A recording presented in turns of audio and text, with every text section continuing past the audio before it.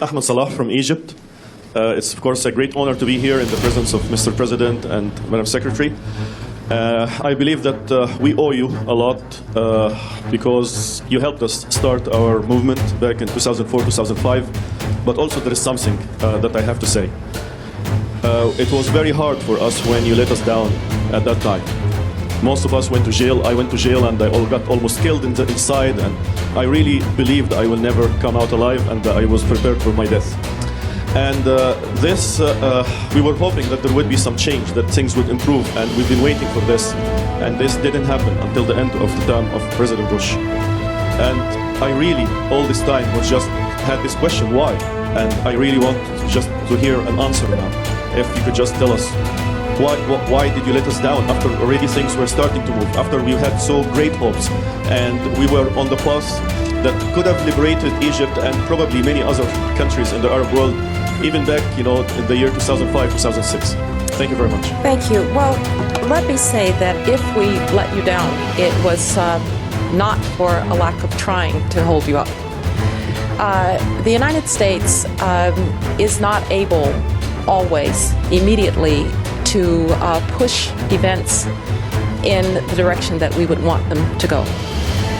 In a place like Iraq, where we overthrew a brutal dictator who was a threat to peace and international security, we had direct means to insist upon and to structure and help the Iraqi people get directly to democracy.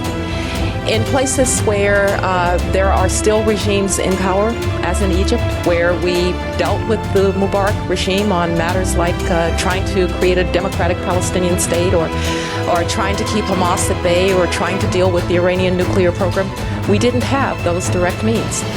And so we tried, first and foremost, to speak for our values, and continued to speak for our values throughout that entire period. We tried to give the Egyptian people the tools that they needed to speak for their own freedom. I was talking earlier to my good friend Lauren Craner, who's a warrior in this area, and one of the things that we did, for instance, was to give 50% of all American assistance for democracy promotion to groups that were not registered by the Egyptian government.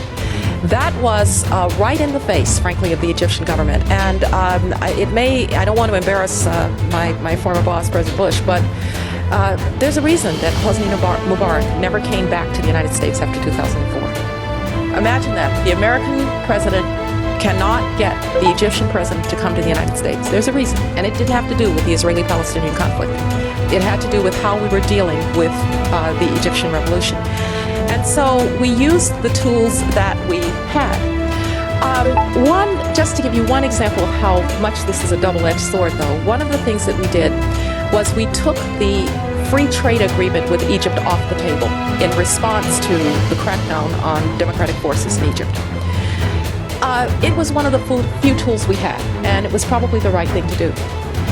But did we disempower some of the forces that might have been forces for change through economic change by doing that? And so whenever you use these tools, there's a downside to using the leverage that you have, in that you can sometimes empower the wrong forces. And I think I questioned myself every day, and I know President Bush did, about, and I see Elliot there, Elliot Abrams, who was a part of this, are we doing enough? Is there more we can do? And frankly, in 2006, we were trying to sustain Lebanon. We were trying to sustain more democratic forces in Palestine. We were trying to sustain more democratic forces in places like Egypt and we were trying to give the Iraqis a chance. And so if in doing all of that we didn't succeed completely, I hope that we at least laid the foundation for people like you, who are the brave and patient patriots, to build on, so that today we are indeed seeing the realization of some of those goals.